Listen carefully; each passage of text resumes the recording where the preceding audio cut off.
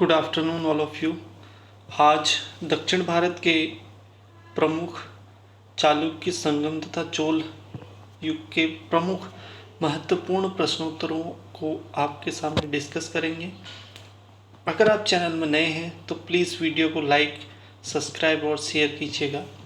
आज का पहला क्वेश्चन है, 9वीं शताब्दी में ईस्वी में निम्नलिखित में से किसके द्वारा चोल साम्राज्य की नींव डाली गई? कृष्ण प्रथम, बी राजराज चोल, सी विजयालय या फिर डी परांतक। तो इसका राइट आंसर है सी विजयालय। चोल साम्राज्य की स्थापना विजयालय ने की, जो कि आरंभ में पल्लवों का एक सामंती सरदार था। उसने 850 ईस्वी में तंजौर को अपने अधिकार में कर लिया। इस समय पल्लवों एवं पांड्यों में निरंतर संघर्ष चल रहा था। पांड्यों की निर्बल स्थिति का लाभ उठाकर विजयालय ने तंजौर पर अधिकार जमा लिया तथा वहां उसने दुर्गा देवी का एक मंदिर बनवाया। विजयालय ने लगभग 871 ईस्वी तक राज किया। अगला क्वेश्चन है, निम्नलिखित में से किस मंदिर परिसर में एक भारी भरकम नंदी की मूर्ति है जिसे भारत की विशालतम नंदी मूर्ति माना जाता है? ए बृहदेश्वर मंदिर, बी लिंगराज मंदिर, सी कंदरिया महादेव मंदिर या फिर डी लिपाक्षी मंदिर। तो इसका राइट आंसर है ए बृहदेश्वर मंदिर। चोल स्थापत्य के उत्कृष्ट नमूने तंजौर के शैव मंदिर, जो राजराजेश्वर या बृहदेश्वर के नाम से प्रसिद्ध हैं, का निर्माण राजराज प्रथम के काल में हुआ था। भारत के मंदिरों में सबसे बड़ा तथा लंबा यह मंदिर द्रविड़ शैली का सर्वोत्तम नमूना माना जा सकता है। अगला क्वेश्चन है, तंजौर का बृहदेश्वर मंदिर निर्मित हुआ था शासनकाल में चोल सम्राट ए परांतक प्रथम के, बी राजराज प्रथम के, सी राजेंद्र प्रथम के, डी राजधिराज प्रथम के। तो इसका राइट आंसर है बी राजराज प्रथम के।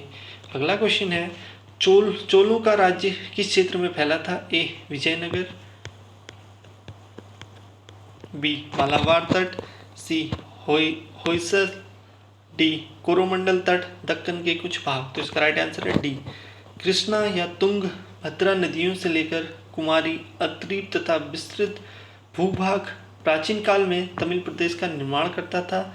इनमें कोरोमंडल तट तथा दक्कन के कुछ भाग उरैयूर, कावेरीपट्टनम, तंजावुर आदि चोलों के अधिकार में थे। अगला क्वेश्चन है, चोलों की राजधानी थी? ए कावेरीपट्टनम, बी महाबलीपुरम, सी कांची या फिर डी तंजौर। तो इसका राइट आंसर है डी तंजौर। अगला क्वेश्चन है,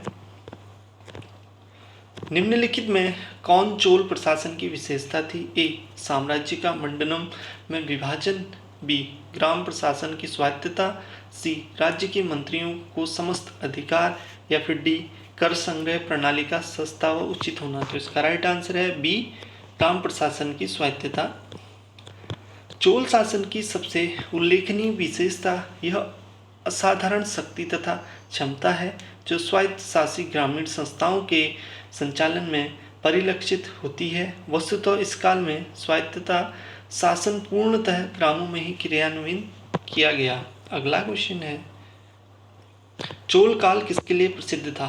ए ग्राम पंचायत, बी राष्ट्रकूट राजवंश के साथ युद्ध, सी श्रीलंका के साथ व्यापार, डी तमिल संस्कृति की उन्नति या फिर ई उपयुक्त में से कोई नहीं। तो इसका राइट आंसर है ए ग्राम पंचायत।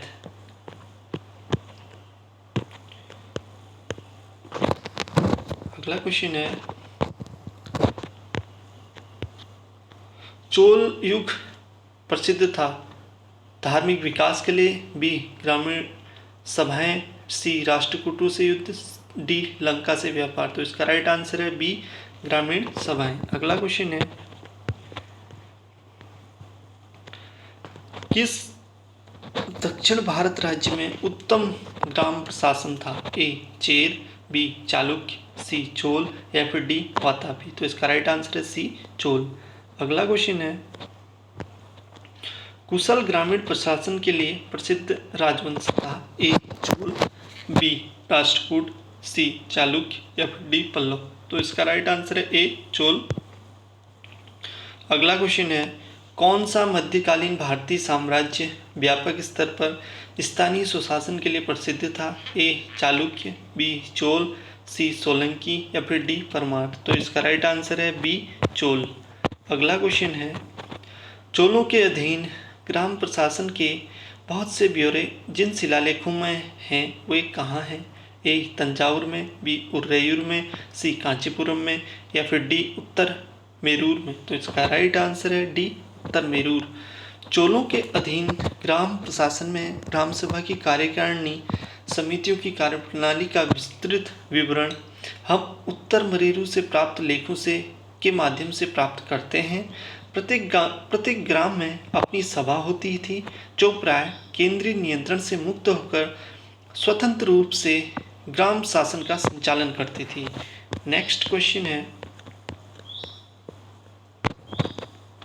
चोल शासकों के शासनकाल में निम्नलिखित में से कौन सा वारियम उद्यान प्रशासन का कार्य देखता था? ए पोन वारियम, बी एरी वारियम, सी टॉट वारियम या फिर डी संवत्सर वारियम। तो इसका राइट आंसर है सी टॉट वारियम। अगला क्वेश्चन है, निम्नलिखित कथनों पर विचार कीजिए। फर्स्ट है, चोलों ने पांड्य तथा चेर शासकों को पराजित कर प्रायद्वीपीय भारत पर प्रारंभिक मध्यकालीन समय में अपना प्रभुत्व स्थापित किया। सेकंड है, चोलों ने दक्षिण पूर्वी एशिया के शैलेंद्र साम्राज्य के विरुद्ध सैन्य चढ़ाई की तथा कुछ क्षेत्रों को जीता। तो इसका राइट आंसर है सी, 1 और 2 सही है। अगला क्वेश्चन है, चोल काल में निर्मित नटराज की कांस्य प्रतिमाओं में देवाकृति प्राय है? ए अष्टभुज है, बी षटभुज है, सी चतुर्भुज है या फिर डी द्विभुज है। तो इसका राइट आंसर है सी चतुर्भुज है। अगला क्वेश्चन है, निम्नलिखित में से किसको दक्षिण भारत के विशेषकर चोल युग के स्थापत्यों की विश्व में श्रेष्ठ प्रतिमा रचना माना जाता है? ए महिषासुर मर्दिनी, बी नटराज, सी राम या फिर डी सोमस्कंद। तो इसका राइट आंसर है बी नटराज। अगला क्वेश्चन है, चोल शासकों के समय में बनी हुई प्रतिमाओं में सबसे अधिक विख्यात हुई? ए पत्थर की प्रतिमाएं, बी संगमरमर की प्रतिमाएं, सी विष्णु भगवान की पत्थर की शिलाओं पर अंकित प्रतिमाएं या फिर डी नटराज शिव की कांस्य की प्रतिमाएं। तो इसका राइट आंसर है डी। नेक्स्ट क्वेश्चन है, नटराज की प्रसिद्ध कांस्य मूर्ति किस कला का उदाहरण है? ए चोल कला का, बी गांधार कला का, सी गुप्त कला का या फिर डी मौर्य कला का। तो इसका राइट आंसर है ए चोल कला का। नेक्स्ट क्वेश्चन है, शिव की दक्षिणा मूर्ति प्रतिमा उन्हें किस रूप में प्रदर्शित करती है? ए शिक्षक, बी नृत्य करते हुए, सी विश्राम करते हुए या फिर डी ध्यान मग्न। तो इसका राइट आंसर है ए शिक्षक। शिव की दक्षिणा मूर्ति प्रतिमा उन्हें गुरु शिक्षक के रूप में प्रदर्शित करती है। इस रूप में शिव अपने भक्तों को सभी प्रकार का ज्ञान प्रदान करते हुए माने गए हैं। इस रूप में शिव की दक्षिणा दिशा में मुख किए हुए प्रतिमा स्थापित की गई है। अगला क्वेश्चन है, बहत्तर व्यापारी चीन में किसके कार्यकाल में भेजे गए थे? ए कोलंतु फर्स्ट के, बी राजेंद्र फर्स्ट के, सी राजराज फर्स्ट के या फिर डी राजाधिराज फर्स्ट के। तो इसका राइट आंसर है ए। अगला क्वेश्चन है, निम्न में से दक्षिण भारत का कौन सा राजवंश अपनी नौसैनिक शक्ति के लिए प्रसिद्ध था? ए चोल, बी चेर, सी पल्लव या फिर डी राष्ट्रकूट। तो इसका राइट आंसर है ए चोल। चोल राजाओं ने एक विशाल संगठित सेना का निर्माण किया था। चोलों के पास अश्व, गज एवं पैदल सैनिकों के साथ एक अत्यंत शक्तिशाली नौसेना भी थी। इसी नौसेना की सहायता से उन्होंने श्रीविजय, सिंहल, मालदीव आदि द्वीपों पर विजय की थी। अगला क्वेश्चन है, निम्नांकित राजवंशों में से किसके शासक अपने शासनकाल में ही अपना उत्तराधिकारी घोषित कर देते थे? ए चालुक्य, बी चोल, सी कंदब या फिर डी कलचुरी। तो इसका राइट आंसर है, इसकी व्याख्या देखेंगे, प्राचीन हिंदू राजवंशों के सभी सम्राट प्राय अपने जीवन काल में ही युवराज का चुनाव कर लेते थे, जो उसके बाद उसका उत्तराधिकारी बनता था। यह प्रवृत्ति चोल वंश में सर्वाधिक दिखाई देती है।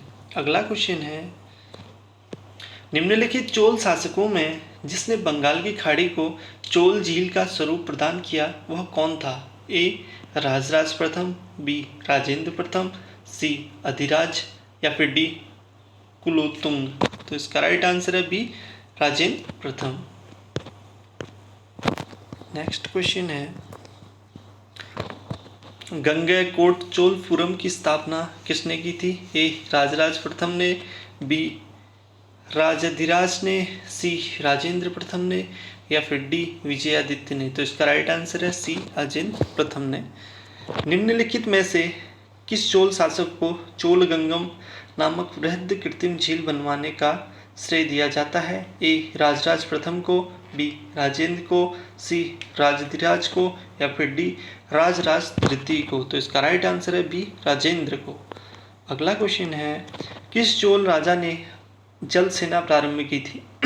ए राजेंद्र चोल, बी परांतक चोल, सी राजराज प्रथम, डी राजराज द्वितीय या ई इनमें से कोई नहीं। तो इसका राइट आंसर है सी राजराज प्रथम ने। अगला क्वेश्चन है, चोल शासक का नाम बताइए जिसने श्रीलंका के उत्तरी भाग पर विजय प्राप्त की थी?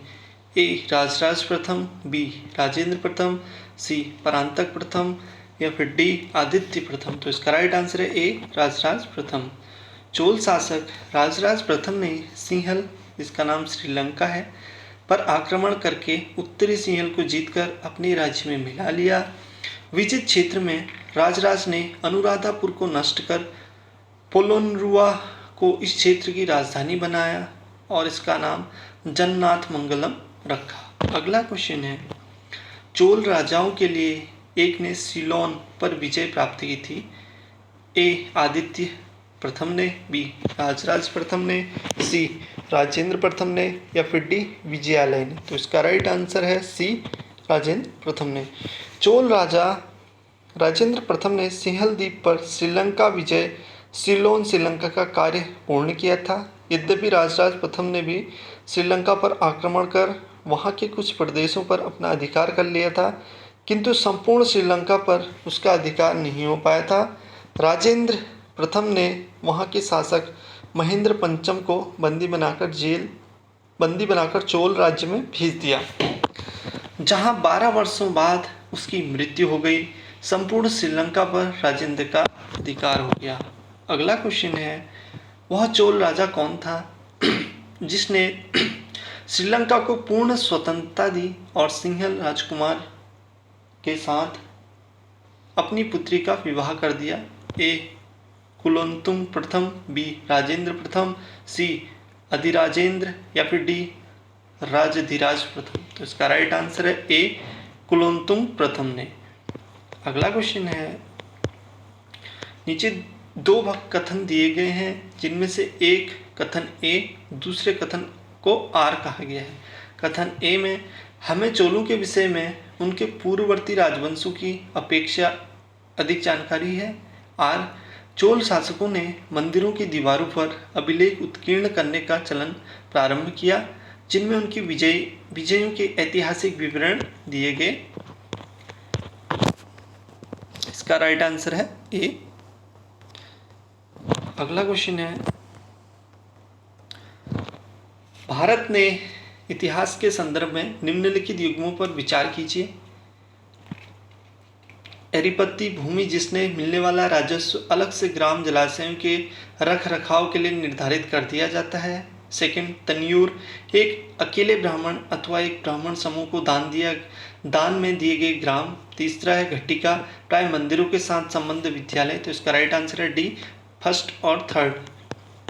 नेक्स्ट क्वेश्चन है, निम्न में से कौन सी संस्था विदेशी व्यापार से संबंधित थी? ए श्रेणी, बी नगरम, सी नानादेशी या फिर डी मणिग्रामम। तो इसका राइट आंसर है सी और डी।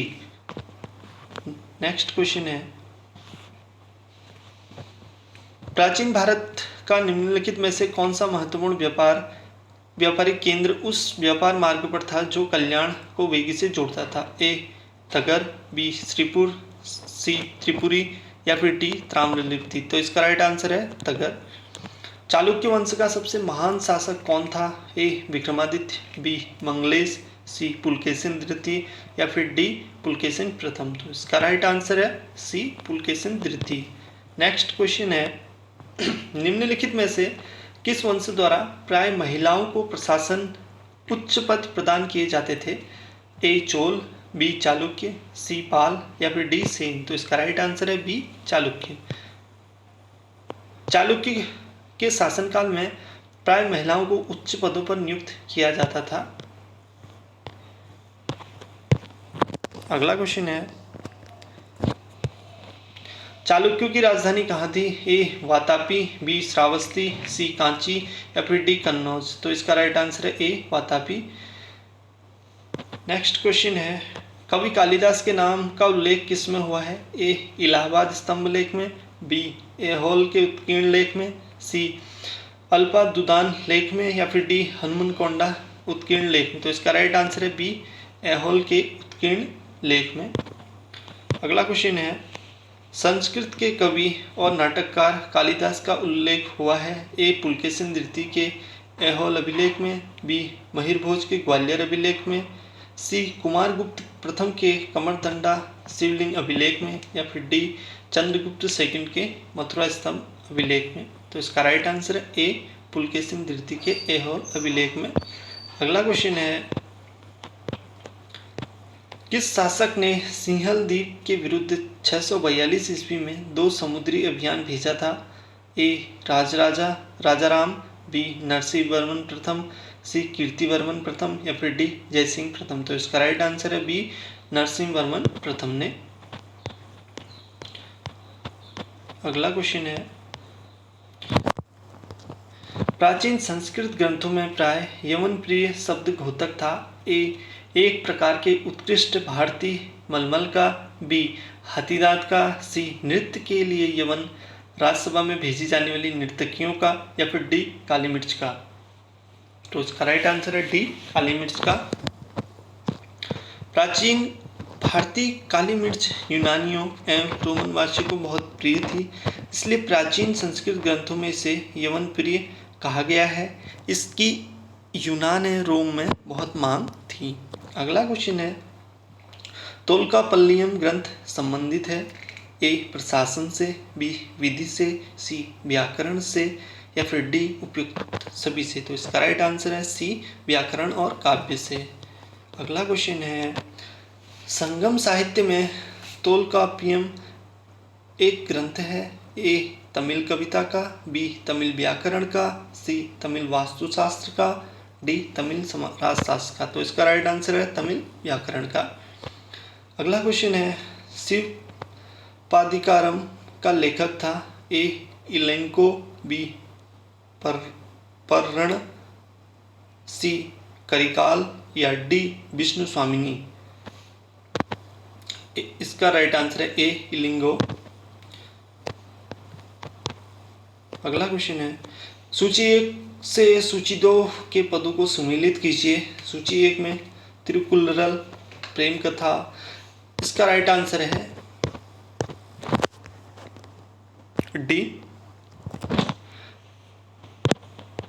अगला क्वेश्चन है ईसा की प्रारंभिक शताब्दियों में भारत तथा रोम के बीच घनिष्ठ व्यापारिक संबंधों की सूचना किस पुरास्थल की खुदाइयों से प्राप्त होती है? ए मदुरै, बी ताम्रलिप्ति, सी तांडी या फिर डी अरिकामेडु। तो इसका राइट आंसर है डी अरिकामेडु।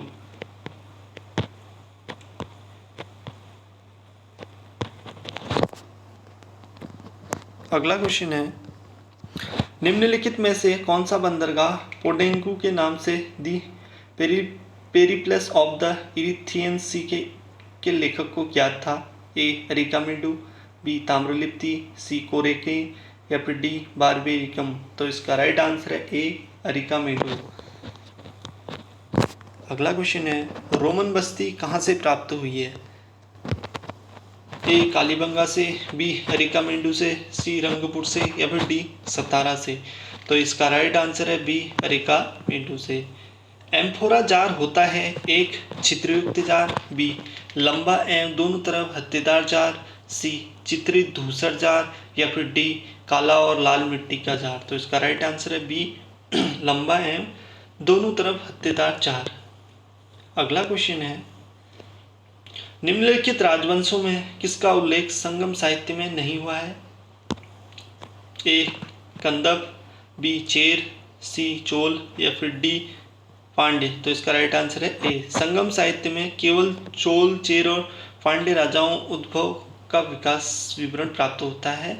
इन राज्यों के विविध राजाओं के शासनकाल का स्पष्ट निर्धारण संभव न होने पर भी संगम साहित्य से कृष्णा नदी के दक्षिण में सुदूर प्रायद्वीपीय तथा राजनीतिक गतिविधियों पर पर्याप्त प्रकाश पड़ता है।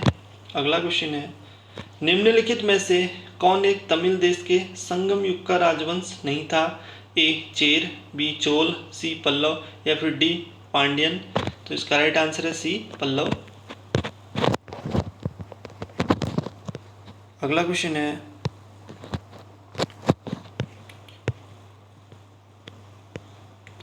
धार्मिक कविताओं का संकलन कुरल किस भाषा में है? ए ग्रीक भाषा में, बी तमिल भाषा में, सी तेलुगु भाषा में या फिर डी पाली भाषा में। तो इसका राइट आंसर है बी तमिल भाषा में। कुरल तमिल साहित्य का बाइबल तथा लघुवेद माना जाता है।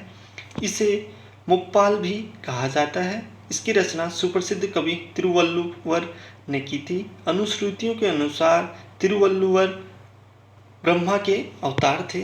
अगला क्वेश्चन है, निम्नलिखित तमिल ग्रंथों में से लघुवेद की संज्ञा किसे दी गई है? इसका राइट आंसर है डी कुरल को। अगला क्वेश्चन है, निम्नलिखित में से कौन तमिल रामायण या रामावतारम का लेखक है? ए कम्मन, बी कुट्टन, सी नन्यन या फिर डी टिक्कण। तो इसका राइट आंसर है ए कम्मन। अगला क्वेश्चन है, मध्यकालीन भारत के सांस्कृतिक इतिहास के संदर्भ में निम्नलिखित कथनों पर विचार कीजिए। तमिल क्षेत्र के सिद्ध एकेश्वरवादी थे तथा मूर्ति पूजा की निंदा करते थे। सेकंड, कन्नड़ क्षेत्र के लिंगायत पुनर्जन्म के सिद्धांत पर प्रश्न चिन्ह लगाते थे तथा जाति अधिक्रम को अस्वीकार करते थे। तो इसका राइट आंसर है सी, फर्स्ट और सेकंड दोनों। अगला क्वेश्चन है, सूची 1 को सूची 2 से सुमेलित कीजिए। तो इसका राइट आंसर है ए गुप्त काल, देवगढ़, चंदेल, खजुराहो, चालुक्य, बादामी, पल्लव, पन्मलय। अगला क्वेश्चन है, निम्नलिखित में से कौन सा एक प्राचीन भारत में व्यापारियों का निगम था? चातुर्वेदी मंगलम, बी परिषद, सी अष्टदिग्गज या फिर डी मणिग्रामम। तो इसका राइट आंसर है डी मणिग्रामम। दक्षिण भारत में नगरों में व्यापारियों के विभिन्न संगठन थे, जैसे मणिग्रामम, वलिंजियर आदि। चोल काल में ब्राह्मणों को दान में दिए गए ग्राम को चातुर्वेदी मंगलम कहा जाता था। अगला क्वेश्चन है, दक्षिण भारत का प्रसिद्ध तक्कोलम का युद्ध हुआ था। ए चोल और उत्तर चालुक्य के मध्य, बी चोल एवं राष्ट्रकूटों के मध्य, सी चोल एवं होयसले के मध्य या फिर डी चोल एवं पांड्यों के मध्य। तो इसका राइट आंसर है बी चोल एवं राष्ट्रकूटों के मध्य। अगला क्वेश्चन है, चोल साम्राज्य अंततः किसने समाप्त किया? ए महमूद गजनबी ने, बी बख्तियार खिलजी ने, सी मोहम्मद गौरी ने या फिर डी मलिक काफूर ने। इस प्रश्न की व्याख्या देखेंगे। 1250 ईस्वी के आसपास होयसल और पांड्य राज्य में चोल राजा राजेंद्र तृतीय को परास्त कर दिया था। चोल राजा पांड्यों की अधीनता में लगभग 1279 ईस्वी तक शासन करते रहे। इसके पश्चात चोल राज्य के स्वतंत्र अस्तित्व का कोई प्रमाण नहीं मिलता है। अगला क्वेश्चन है, संगम युग में उर्रयूर किस लिए विख्यात था? ए मसालों के व्यापार का महत्वपूर्ण केंद्र, बी कपास के व्यापार का महत्वपूर्ण केंद्र, सी विदेशी व्यापार का महत्वपूर्ण व्यापारिक केंद्र या फिर डी आंतरिक व्यापार का महत्वपूर्ण केंद्र। तो इसका राइट आंसर है बी कपास के व्यापार का महत्वपूर्ण केंद्र था। पांड्यन राज्य की जीवन रेखा कौन सी नदी थी? ए गोदावरी, बी कृष्णा, सी तुंगभद्रा, डी वेगी। तो इसका राइट आंसर है डी वेंगी। अगला क्वेश्चन है, निम्नलिखित में से कौन से संगम पत्तन पश्चिमी तट पर स्थित थे? ए कोरेंग के, बी पोहार, सी तोंडे, डी मुसीरी। तो इसका राइट आंसर है सी, केवल 3 और 4। अगला क्वेश्चन है, संगम कालीन साहित्य में कौन, को एवं मन्नन किस लिए प्रयुक्त होते थे? ए प्रधानमंत्री के लिए, बी राजस्व मंत्री के लिए, सी सेनाधिकारी या फिर डी राजा। तो इसका राइट आंसर है डी राजा के लिए। तृतीय संगम हुआ था ए अरिकामेडु में, बी इरनाकुलम में, सी मदुरई में या फिर डी तुकोरिन में। तो इसका राइट आंसर है सी मदुरई में। संगम का तात्पर्य कवियों की गोष्ठी से है। इन गोष्ठियों में कवियों द्वारा रचा गया साहित्य संगम साहित्य कहलाता है। अगला क्वेश्चन है, किस ऋषि के बारे में कहा जाता है कि उन्होंने दक्षिण भारत का आर्यकरण किया, उन्हें आर्य बनाया? ए विश्वामित्र, बी अगस्त्य, सी वशिष्ठ या फिर डी सांबर। तो इसका राइट आंसर है बी अगस्त्य। अगला क्वेश्चन है, सूची 1 को सूची 2 से सुमेलित कीजिए। तो इसका राइट आंसर है ए चालुक्यों की राजधानी बादामी थी। पुलकेशिन द्वितीय बादामी के चालुक्यों का सबसे प्रतापी राजा था। रवि कीर्ति द्वारा रचित ऐहोल प्रशस्ति से पुलकेशिन द्वितीय का विस्तृत इतिहास ज्ञात होता है। पल्लवों की राजधानी कांचीपुरम थी। हर्ष ने अपनी बहन राज्यश्री के साथ संयुक्त रूप से कन्नौज पर शासन किया। पांड्यों की राजधानी मदुरई थी। अगला क्वेश्चन है, भारत के इतिहास में निम्नलिखित घटनाओं पर विचार कीजिए। फर्स्ट है राजा भोज के अधीन प्रतिहारों का उदय। सेकंड है महेंद्र वर्मन फर्स्ट के अधीन पल्लव सत्ता की स्थापना। थर्ड है परांतक फर्स्ट द्वारा चोल सत्ता की स्थापना। फोर्थ है गोपाल द्वारा पाल राजवंश की स्थापना। इसका राइट आंसर है सी। अगला क्वेश्चन है, निम्नलिखित में से कौन सी जोड़ी 6वीं और 12वीं शताब्दी तक दक्षिण भारत का राज्य एवं उसकी राजधानी से सुमिलित नहीं है? Pallava Kanchipuram, B Pandya Madurai, C Chera Pondicherry, D Chola Tanjore या फिर ई होयसल द्वार समुद्रम। तो इसका राइट आंसर है सी। चेर राज्य आधुनिक केरल प्रांत में स्थित था, जिसके अंतर्गत त्रावणकोर, कोचीन तथा मालाबार का कुछ भाग सम्मिलित था। चेर राज्य की राजधानी वांजी अथवा वांची थी, जबकि अन्य विकल्प सुमेलित हैं। निम्नलिखित पल्लव शासकों का नाम उनके राज्यकाल को दृष्टिगत रखते हुए सही कालानुक्रम व्यवस्थित कीजिए। पहला है परमेश्वर वर्मन प्रथम, दूसरा है नरसिंह वर्मन प्रथम, तीसरा है नंदी वर्मन द्वितीय, फोर्थ है महेंद्र वर्मन प्रथम। तो इसका राइट आंसर है ए। अगला क्वेश्चन है, निम्नलिखित में से किस चीनी यात्री ने चालुक्यों के शासनकाल में चीन एवं भारत के संबंधों का विवरण किया है? ए फाहियान, बी हुइनसांग, सी इत्सिंग या फिर डी मातवालिन। तो इसका राइट आंसर है डी मातवालिन। अगला क्वेश्चन है,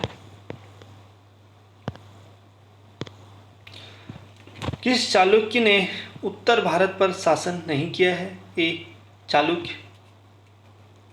किस राजवंश ने उत्तर भारत पर शासन नहीं किया है? ए चालुक्य, बी राजपूत, सी गुप्त या फिर डी मौर्य। तो इसका राइट आंसर है ए चालुक्यों ने। अगला क्वेश्चन है, निम्नलिखित में से किस राजा ने अपने मंत्रियों को पशुओं पर क्रूरता पर प्रतिबंध लगाने के लिए काशी क्षेत्र भेजा था? ए चालुक्य द्वारा चालुक्य राजा सिद्धराज जयसिंह, बी चालुक्य राजा कुमारपाल, सी चोल राजा कुलोत्तुंग प्रथम या फिर डी कश्मीरी राजा जयसिंह। तो इसका राइट आंसर है बी चालुक्य राजा कुमारपाल। अगला क्वेश्चन है, कदम्ब राजाओं की राजधानी थी? ए तंजौर, बी वनवासी, सी कांची या फिर डी बादामी। तो इसका राइट आंसर है बी वनवासी। अगला क्वेश्चन है, निम्नलिखित में से कौन सा एक काकतीय राज्य में अति महत्वपूर्ण समुद्र पत्तन था? ए काकीनाडा, बी मोटुपल्ली, सी मछलीपत्तनम, डी नेल्लूरू। तो इसका राइट आंसर है बी मोटुपल्ली। अगला क्वेश्चन है, दक्षिण भारत के किस वंश के राजा ने रोम राज्य में एक दूत 26 ईस्वी पूर्व में भेजा था? ए चोल राजा, बी चेर, सी पांड्यन,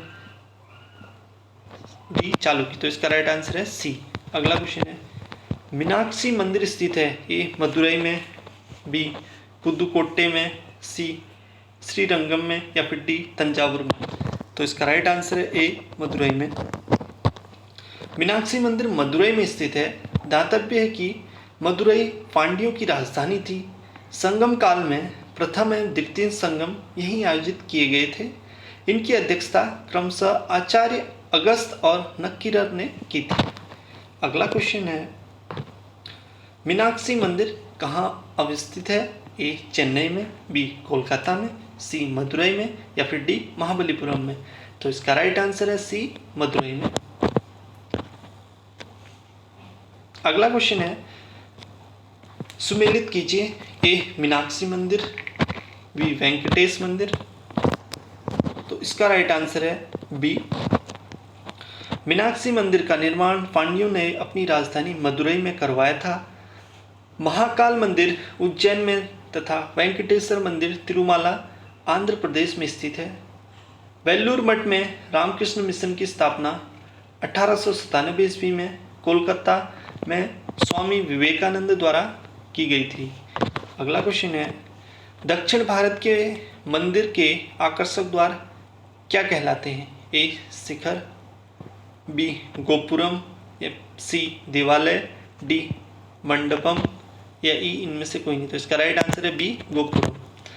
दक्षिण भारत के मंदिरों के आकर्षक द्वार को गोपुरम कहते हैं। पांड्यों चोलों के राज्यकाल में द्रविड़ शैली पनपती रही। पांड्यन काल में मंदिर छोटे होते थे, किंतु उनके प्रांगण के चारों ओर अनेक प्राचीर बनाए जाते थे। इनके प्रवेश द्वार को जिन्हें गोपुरम कहा जाता था। आज के लिए बस इतना ही दोस्तों, मिलते हैं नेक्स्ट वीडियो में। अगर आपको वीडियो अच्छी लगी तो प्लीज़ वीडियो को लाइक, सब्सक्राइब और शेयर कीजिएगा। Thank you.